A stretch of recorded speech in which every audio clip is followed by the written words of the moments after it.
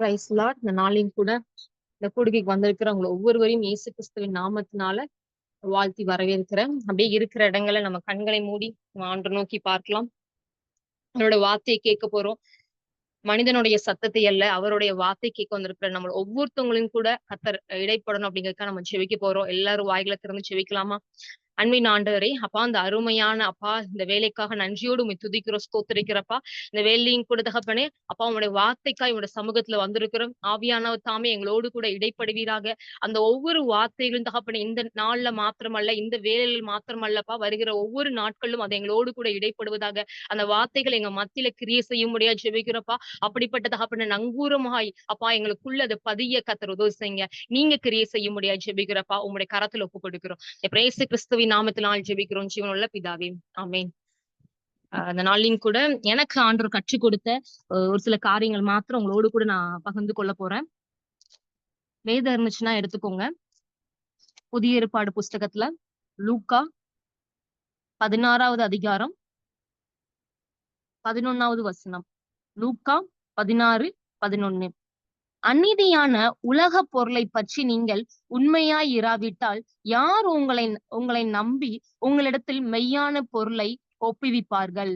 திரும்பவும் வாசிக்கிறேன். அநீதியான உலக பொருளை பற்றி நீங்கள் உண்மையாய் இராவிட்டால் யார் உங்களை நம்பி உங்களிடத்தில் மெய்யான பொருளை ஒப்புவிப்பார்கள் அப்படின்னு சொல்லி போட்டிருக்கோம்.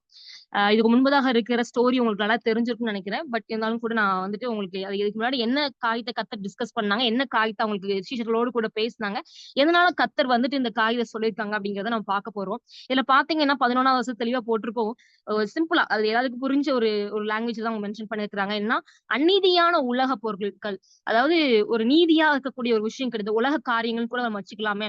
உலக காரியமா இருக்கிற அந்த விஷயத்துல கூட நம்ம வந்து ட்ரூத்ஃபுல்லா இல்ல அப்படின்னா எப்படி வந்துட்டு அஹ் அதாவது என்னன்னா நம்ம நம்பி வந்துட்டு எப்படி வந்துட்டு ஒரு உண்மையான ஒரு காரியங்கள், ஒரு ஒரு வேல்யூபிளான ஒரு விஷயமோ, ஒரு ரிச்சஸான ஒரு காரியத்தை, ஒரு மெய்யான பொருளை வந்துட்டு நம்ம கிட்ட எப்படி வந்துட்டு ஒப்பிப்பாங்க. இது உலக மனுஷங்கிட்டயே அந்த அந்த காரியங்கள் உண்டு. அப்படிதான் இப்போ நம்ம வந்துட்டு ஒரு ஆபீஸ்ல ஒர்க் பண்றோம், இல்ல நம்ம ஸ்கூல்ல படிக்கிறோம், இல்ல காலேஜ்ல இருக்கோம் அப்படின்னா சின்ன விஷயத்திலே வி ஆர் நாட் ட்ரூத்ஃபுல் அப்படின்னா நிச்சயமா வந்துட்டு பெரிய விஷயத்த நம்ம கையில கொடுக்க மாட்டாங்க. ஒரு பிளஸ்டான காரியத்தை நம்ம கரங்கள்ல கொடுக்க மாட்டாங்க.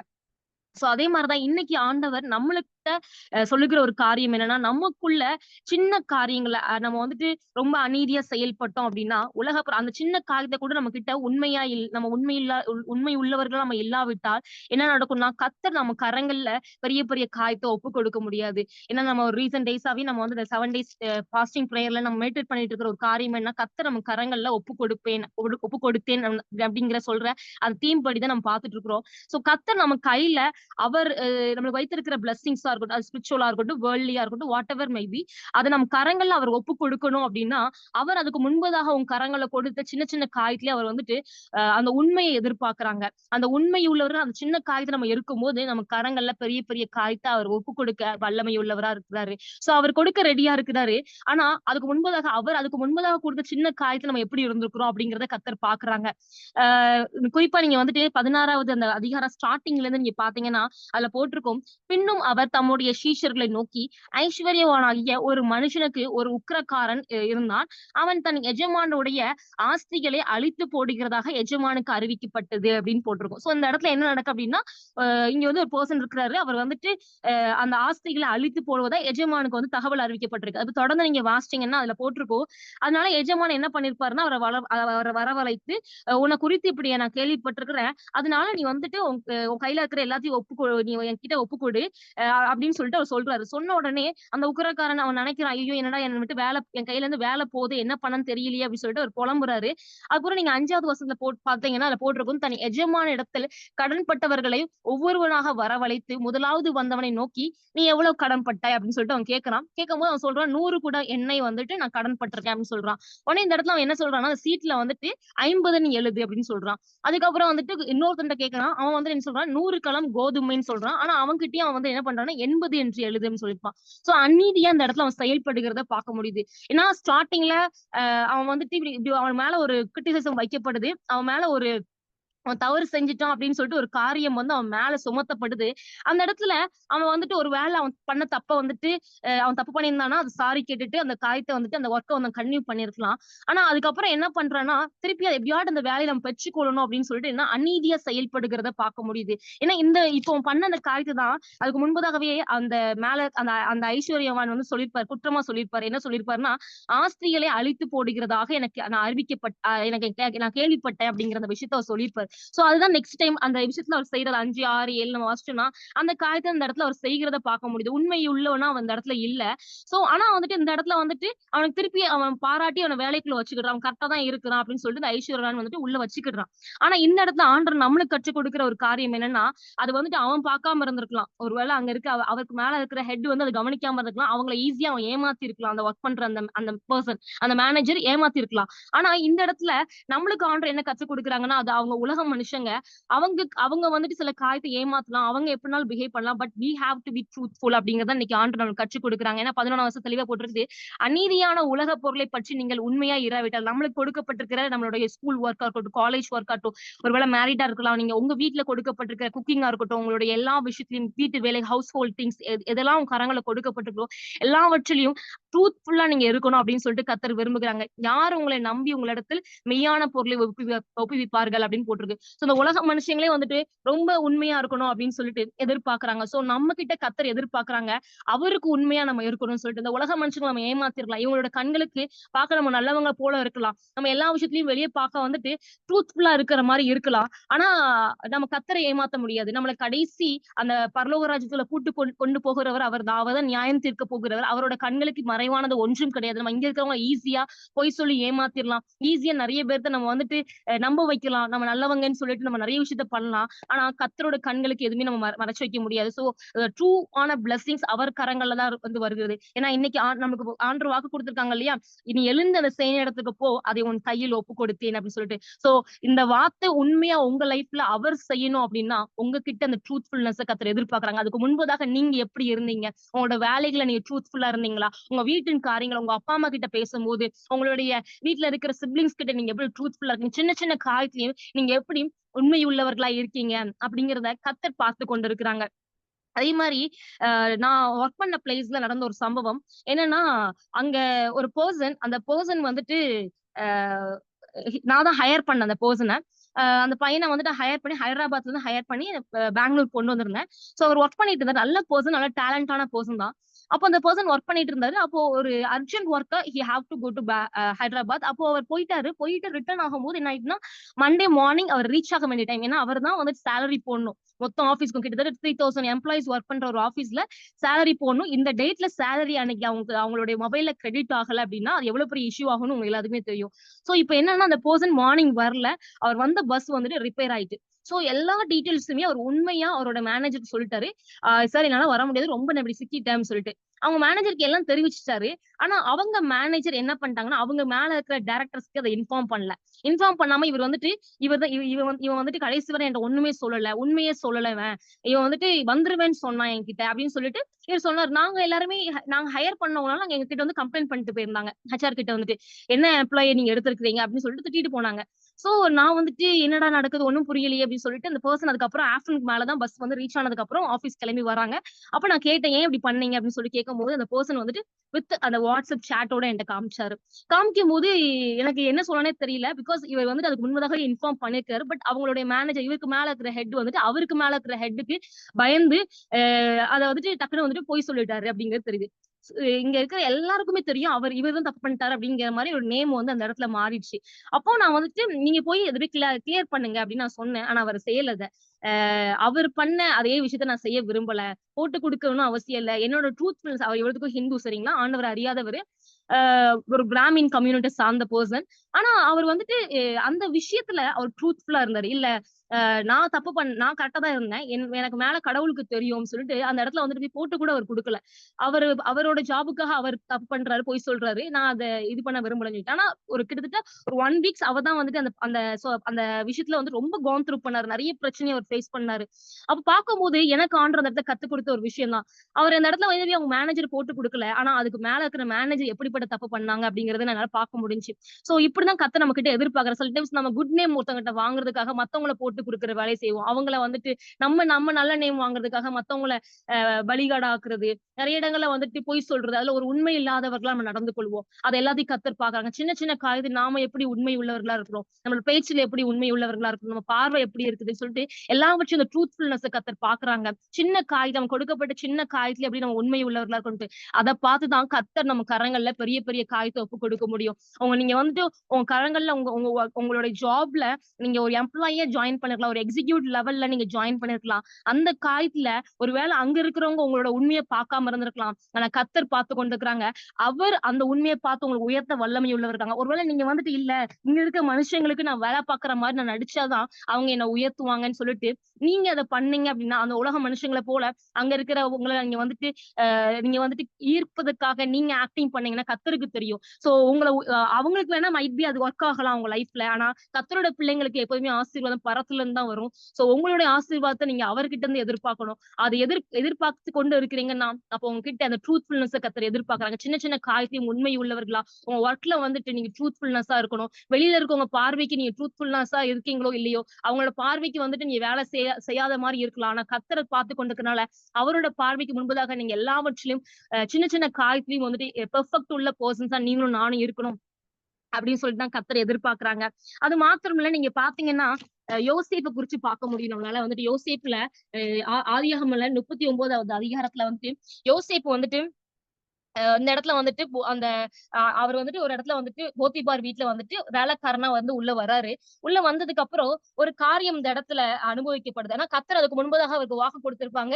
இந்த மாரி ஒரு பெரிய இடத்துல உன்ன அதிகாரியா வைப்பேன் அப்படின்னு சொல்லிட்டு கர்த்தர் அவனுக்கு வாக்கு குடுத்தாங்க தான். ஆனா அதுக்கப்புறம் அவன் லைஃப்ல நடந்தது எல்லாமே தெரியும். ஒரு மாரி ட்ராஜடிஸாவே இருந்திருக்கும்.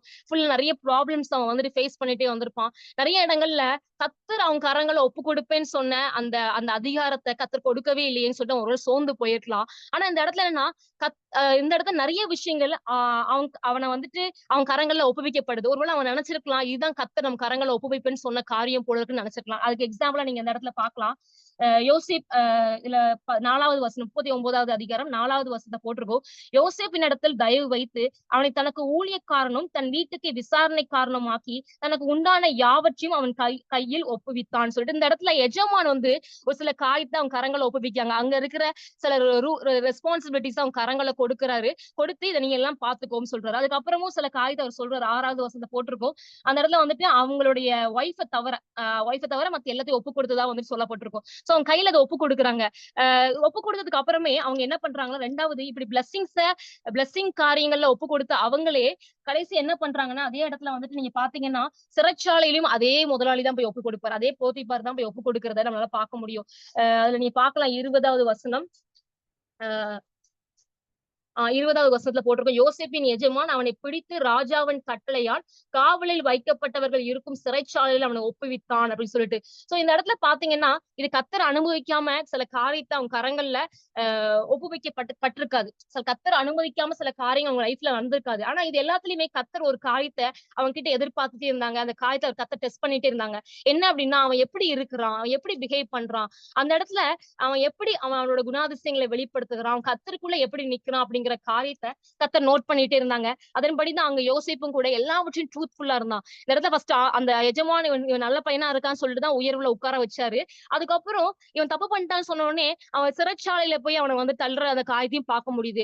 இது எல்லாத்தையும் கர்த்தரே அனுபவிச்சாங்கதான். ஆனா அதுக்கப்புறம் அட் லாஸ்ட் வந்துட்டு என்ன நடக்கு அப்படின்னா, கர்த்தர் வந்து எல்லாவற்றையும் டெஸ்ட் பண்றாங்க. சின்ன சின்ன காரியத்தையும் அவன் எப்படி இருக்கிறான், அவன் வந்துட்டு தப்பு பண்ணிட்டேன் அப்படிங்கிறதுக்காக நம்ம தப்பு பண்ணல, தப்பு பண்ணாம என் மேல பழி செலுத்திட்டாங்கல்ல, சோ நான் எப்படியாவது இதை மாத்திரணும் அப்படின்னு சொல்லிட்டு குறுக்கு வழியில அவன் எங்கேயுமே ட்ரை பண்ணல. அவன் நினைச்சிருந்தாங்கன்னா 39வது அதிகாரத்துல அந்த காரியங்கள், அதாவது போர்த்திபார் மனைவி வந்துட்டு இவன் மேல குற்றம் சாட்டாதபடிக்கு அவன் அந்த இடத்த ஈஸியா எஸ்கேப் ஆயிருக்க முடியுது. வேற ஏதாவது டாக்டிக்ஸ் யூஸ் பண்ணி அவன் என்னனாலும் பண்ணிருக்கலாம். அவன் மேல குற்றச்சாட்டு வராதபடிக்கு, அவன் அவன் நேம் ஸ்பாயில் ஆகாதபடிக்கு ஏதாவது ஒரு விஷயத்த அவன் யூஸ் பண்ணிருக்கலாம். ஏதாவது ஒரு விஷயத்த அவன் பண்ணிருக்கலாம் கண்டிப்பா. ஆனா அவன் இந்த இடத்துல குறுக்கு வழி அவன் எங்கேயுமே யூஸ் பண்ணல. நான் ட்ரூத்ஃபுல்லா இருக்கேன், நான் உண்மையா இருக்கிறேன், நான் பொய் சொல்லணும்னு அவசியம் சொல்லிட்டு ரொம்ப அவனுடைய காரியத்தை ரொம்ப ட்ரூத்ஃபுல்லா அந்த காரியத்துல அவன் நின்னான். எல்லாவற்றிலுமே வந்துட்டு அவன் அதை சொல்றது எந்த இடத்துலயுமே வந்துட்டு குறுக்கு வழியை யோசிக்காம அவன் இஷ்டத்துக்கு வந்து அதுல இருந்து தப்பிக்கிறதுக்கு வேற ஏதாவது பொய் சொல்லலாமா, இல்லாட்டி நம்ம வந்துட்டு அந்த காரியத்தை அக்செப்ட் பண்ணிக்கலாமா அப்படிங்கறதெல்லாம் அவன் யோசிக்கவே இல்ல. நான் உண்மையா தான் இருந்தேன். ஆனா இவங்க தப்பு என் மேல செலுத்துறாங்க. அதனால நமக்கு வேற ஏதாவது வழியில போய் நான் ட்ரை பண்ணி எனக்கு நல்ல நேம் வாங்கிக்கலாமே அப்படிங்கலாம் அவன் யோசிக்கவே இல்ல. அவன் அந்த அந்த இடத்துல வந்துட்டு அவன் அவன் உண்மையாவே கடைசி வரை கர்த்தருக்கு பிரியமான பையனாவே நடந்தான். அதுக்கப்புறம் தொடர்ந்து பார்த்தோம்னா, அதுக்கப்புறம் கர்த்தர் அவன ஆசீர்வதிக்கிறதே வித்தியாசமா இருந்திருக்கும். கர்த்தர் சொன்னபடி அவன உயர்த்தியிருப்பாங்க. அவன் கையில வந்துட்டு கர்த்தர் ஒரு பெரிய அதிகாரத்த குடுத்திருப்பாங்க. அவன அங்க இருக்கிற அநேக இடத்துல வந்துட்டு கர்த்தர் வந்து உயர்த்தி வைத்திருக்கிறத நம்மளால பார்க்க முடியும். சோ அந்த இடத்துல கர்த்தர் அவன் ட்ரூத்ஃபுல்னஸ பார்த்தாங்க. அதே மாரி கர்த்தர் உயர்த்துனாங்க. அவனுக்கு கர்த்தர் ஆசீர்வதிச்சது உண்மைதான். உனக்கு அத செய்வேன்னு வாக்கு கொடுத்தது உண்மைதான். ஆனா அதுக்கு தாண்டிலும் கூட யோசேப்பும் கூட சில இடங்கள்ல கர்த்தருக்கு வந்துட்டு அந்த ஆசீர்வாதத்த பெற்றுக் கொள்வதற்கு அவன் வந்துட்டு அவனோட சின்ன சின்ன விஷயத்திலயும் கூட அந்த கிரியைகள்ல அவன் வெளிப்படுத்தினான். அது நிமித்தம் தான் கர்த்தர் அவனை அந்த இடத்துல ஆசீர்வதிக்கிறத நம்மளால பார்க்க முடியுது. அதே மாரிதான் நம்ம லைஃப்லயும் ஒருவேளை நீங்க யோசிச்சு கொண்டிருக்கலாம். நான் போற ட்ராக்ல நிறைய பேர் என்ன நம்ப மாட்டேங்கிறாங்க. என்ன நெறைய இடங்கள்ல வந்து நான் உண்மையா தான் இருக்கிறேன். சின்ன சின்ன காரியத்துல பெர்ஃபெக்ட்டா தான் இருக்கிறேன். ஆனா என்னை யாருமே நம்ப மாட்டேங்கிறாங்க. என்னை யாருமே வந்துட்டு ட்ரூத்ஃபுல்லான கேர்ள்ன்னு நம்ப மாட்டேங்கிறாங்க. நெறைய டைம்ஸ் வந்துட்டு என் மேல பழிகள செலுத்துறாங்க. என் மேல வந்துட்டு பழி போடுறாங்க. என்ன வந்துட்டு கிரிட்டிசைஸ் பண்றாங்க. என்ன ஜட்ஜ் பண்றாங்க. என்ன தப்பா வந்துட்டு ஜட்ஜ் பண்றாங்க. அப்படின்னு சொல்லிட்டு நெறைய டைம்ஸ் நீங்க யோசிச்சிருக்கலாம். உங்கள யாருமே நம்பலன்னு சொல்லிட்டு பார்க்கலாம். ஆனா அ மனுஷங்களோட கண்கள் உங்கள பார்க்காம இருந்திருக்கலாம். ஆனா தேவனுடைய கண்கள் உங்கள பார்க்கிறபடினால நிச்சயம் அவர் உங்களுக்கு ஒரு வாக்கு குடுத்தாருன்னா, ஒப்பு கொடுப்பேன்னு சொன்னார்ன்னா, என்னென்ன காரியத்த அவர் ஒப்பு கொடுப்பேன்னு சொன்னாரோ, அந்த காரியத்த அவர் செய்ய வல்லமை உள்ளவரா இருக்காங்க. சோ வந்துட்டு நீங்க அவர ட்ரஸ்ட் பண்ணுங்க. அவருக்கு உண்மை உள்ளவங்களா நீங்க இருக்கும்போது, உங்க லைஃப்ல கர்த்தர் வைத்திருக்கிற பிளெஸ்ஸிங்ஸ ஆமென் என்றும் அத நிறைவேற்றுறதுக்கு அவர் வல்லமை உள்ளவரா இருக்காங்க. சோ நீங்க வந்து உங்க லைஃப்ப அவர் கையில ஒப்பு கொடுத்துட்டு, நீங்க வந்துட்டு உண்மை உள்ளவர்களா நீங்க வந்துட்டு உங்களோட லைஃப்ல உங்க த்ரூ அவுட் லைஃப்ல நீங்க வந்துட்டு உங்களுடைய பிஹேவியர்ஸ்ல நீங்க அத காண்பிக்கும்போது, சின்ன சின்ன காரியத்தையும் உண்மையா இருக்கும்போது, கர்த்தர் உங்க லைஃப்ல எதெல்லாம் ஒப்பு கொடுக்காம இருக்குதோ, அந்த காரியத்தலாம் ஒப்பு கொடுக்க அவர் வல்லமை உள்ளவரா இருக்கிறாங்க. எனக்கு தெரிஞ்ச ஒரு பிளேஸ்ல வந்துட்டு ஒரு ஒரு பொண்ணு, அந்த பொண்ணு வந்துட்டு நல்ல பொண்ணு தான். என் கூட நல்லா தான் பேசுவா. நல்ல கரெக்ட்டான பொண்ணு தான். அவங்க வீட்ல வந்துட்டு ரொம்ப கொஞ்சம் ஸ்ட்ரிக்ட்டான ஃபேமிலி. இவ வந்துட்டு வெளிய நிக்கும்போது பஸ்ல போகும்போது, அந்த பஸ்ல பாய்ஸ் அண்ட் கேர்ல்ஸ் எல்லாமே நிப்பாங்க. அப்போ என்னன்னா, ஒரு பையன் வந்து ஏதோ பேசியிருப்பான் போல இருக்கு. அந்த பையன் நார்மலா தான் பேசியிருக்கான். அந்த பொண்ணு ஆன்ஸர் பண்ணியிருக்குது. அவ்வளோதான் முடிஞ்சுச்சு. அதுக்கப்புறம் வீட்டுக்கு போனதுக்கப்புறம் என்ன ஆயிட்டுன்னா, சுத்தி இருக்கவங்கலாம் வேற மாரி கன்வே பண்ணிட்டாங்க. இந்த பொண்ணு தப்பான கேரக்டர் அந்த இடத்துல கன்வே பண்ணிட்டாங்க. இந்த பொண்ணு வந்துட்டு அந்த பையன லவ் பண்றா அப்படி இப்படின்னு சொல்லிட்டு கன்வே பண்ணிட்டாங்க. சோ என்ன ஆயிட்டுன்னா, அந்த பொண்ணுக்கு வந்துட்டு அது ரொம்ப கஷ்டமா போயிட்டு, ரொம்ப வேதனை ஆயிட்டு, அவ எவ்வளோ சொல்லி பார்க்குறா அவங்க அம்மாகிட்ட. நான் இந்த தப்பு பண்ணல. அவங்க கேட்டாங்க. இதுக்கு தான் நான் ஆன்ஸர் பண்ணேன். வேற எதுவும் தப்பு பண்ணலன்ட்டு. ஆனா அவங்க வீட்ல யாரும் நம்பவே இல்ல. அடிச்சுட்டாங்க அந்த பொண்ண. ரொம்ப அடிச்சு ரொம்ப கொடுமைப்படுத்திட்டாங்க. அதுக்கப்புறம் வந்துட்டு அதுக்கப்புறம் தான் ஸ்கூலுக்கு வந்தா. வந்தோனே அந்த பொண்ணுக்கு அது தாங்கவே முடியல. அவ அது வரைக்கும் ட்ரூத்ஃபுல்லா தான் இருந்தா. ஆனா அதுக்கப்புறம் என்ன ஆயிட்டுன்னா, அவ ட்ராக்கே சேஞ்ச் ஆயிட்டு, நான் தப்பு பண்ணாத ஒரு விஷயத்துல அவங்க அடிச்சுட்டாங்க. நான் தப்பு பண்ண போறேன். நான் இதுவரைக்கும் வந்துட்டு ரொம்ப நீட்டா இருந்தேன். எல்லா விஷயத்தையும் கரெக்ட்டா இருக்கும்னு நெனச்சேன். ஆனா அதுக்கப்புறம் வந்துட்டு இப்போ இப்படி நடந்ததுக்கு அப்புறம் எனக்கு நான் ஏன் இதுக்கப்புறம் என் நேமே ஸ்பாயில் ஆயிட்டு. இதுக்கப்புறம் நான் ஏன் ட்ரூத்ஃபுல்லா இருக்கணும்? நான் இதுக்கப்புறம் எங்க அப்பா அம்மாவே தப்பா நெனச்சுட்டாங்க. என் சொந்த பந்தங்கள்லாம் தப்பா நெனச்சுட்டாங்க. நான் ஏன் இதுக்கப்புறம் அந்த ட்ரூத்ஃபுல்லா நான் இருந்து காமிக்கணும் அப்படின்னு சொல்லிட்டு அந்த பொண்ணு என்ன பண்ணான்னா, அதுக்கப்புறம் தான் அவ அந்த லவ் அப்படிங்கிற அஃபேர்ஸ்குள்ள விழ ஆரம்பிச்சா. இத பார்க்கும்போது எனக்கு கொஞ்சம் முட்டாள்தனமா தோணுச்சு. அவ ஏன்னா மேபி அவ ஆண்டவர அறியாதனால அவளுக்கு அதோட இது அவளுக்கு புரியலையா என்னன்னு தெரியல. அந்த இடத்துல ஒரு வேள உண்மையா இருந்தாருன்னா, அவ வந்து அந்த இடத்துல வந்து இல்ல எங்க அப்பா, அம்மா என்ன அடிச்சிருக்காங்க. பரவால்ல எங்க அப்பா, அம்மா வந்து தப்பா புரிஞ்சுட்டாங்க. இருந்தாலும் கூட நான் வந்துட்டு தப்பு பண்ண மாட்டேன்னு சொல்லிட்டு அந்த பொண்ணு அங்க இல்ல. அவ அதுக்கு மாறா என்ன எப்படி பிஹேவ் பண்ணா அப்படின்னா, அவ வந்துட்டு நான் பண்ணாத ஒரு விஷயத்து மேல என் மேல பழி போட்டாங்க. நான் அந்த பாவத்த பண்ண போறேன் அப்படின்னு சொல்லிட்டு வீம்புக்குன்னே அந்த காரியத்த அவ பண்ணா. சோ இப்படிப்பட்ட பிள்ளைகளா நீங்களும் நானும் இருப்பதற்காக கர்த்தர் நம்மள அழைக்கல. நம்மளோட சின்ன சின்ன காரியத்தையும் தொடர்ந்து உண்மை உள்ளவர்களா, தொடர்ந்து நீதிய செய்கிற பிள்ளைகளா நீங்களும் நானும் இருக்கணும்னு சொல்லிட்டு கர்த்தர் ஆசைப்படுறாங்க. ஒருவேள நீங்க நினைச்சிருப்பீங்க, ஒருவேள இப்படி நடந்திருக்கலாம். அதாவது நான் கொஞ்ச நாள் வரைக்கும் ட்ரூத்ஃபுல்லா இருந்தேன். நல்லா ஒழுங்கா பிரேயர் பண்ணேன். ஒழுங்கா நான் வந்துட்டு ஆண்டவருக்கு கீழ்ப்படிஞ்சு இருந்தேன். இப்படிலாம் சுத்தி நடந்ததுக்கு அப்புறம், நான் அதுக்கப்புறம் அத விட்டுட்டேன். நான் இது பண்ணி என்ன பிரயோஜனம்? என்னை யாருமே இது பண்ணலையே! என்னை யாரும் ரெகக்னைஸ் பண்ணலையே! என்னை யாருமே இது பண்ணலையேன்னு சொல்லிட்டு, நீங்க வந்து ஸ்டாப் பண்ணியிருக்கலாம். அதே தான் அந்த பொண்ணும் பண்ணா. எனக்கு இருந்து ஒரு பிரயோஜனமே கிடையாது. எல்லாமே நான் சேர்த்து வச்ச எல்லா நேமும் எனக்கு போயிட்டு. சோ இதுக்கப்புறம் நான் ஏன் ட்ரூத்ஃபுல்லா இருக்கணும்னு சொல்லிட்டு அந்த பொண்ணு தப்பான ட்ராக்க சூஸ் பண்ணா. சோ இப்படிப்பட்ட பிள்ளையா நீங்களும் நானும் இருக்க கர்த்தர் விரும்பல. அவ ஒருவேள அந்த இடத்துல ட்ரூத்ஃபுல்லா இருந்தான்னா, கண்டிப்பா நிச்சயமா அவ லைஃப்ல ஒரு பெரிய பிளெஸ்ஸிங்ஸ கர்த்தர் அவ லைஃப்ல குடுத்திருக்க கூடும். ஆனா அந்த இடத்துல அவ அப்படி இல்ல. ஆனா அவ ஆண்டவர் அறியாத பொண்ணு தான். பட் அவ அந்த சின்ன விஷயத்துல கூட ட்ரூத்ஃபுல்லா அவளால இருக்க முடியல. அந்த இடத்துல வந்துட்டு அதுக்கப்புறம் கன்டின்யூ பண்ண முடியல அந்த காரியத்த. ஏன்னா அந்த அளவுக்கு அவ மைண்ட் வந்துட்டு ரொம்ப டிஸ்டர்ப் ஆகி, அந்த அளவுக்கு அவ பாவத்த செய்யக்கூடிய சிச்சுவேஷன்ஸ்குள்ள தள்ளிடுச்சு. ஆனா நாம அப்படிப்பட்ட பிள்ளைகளா இருக்கக்கூடாதுன்னு சொல்லிட்டு கர்த்தர் விரும்புகிறாங்க.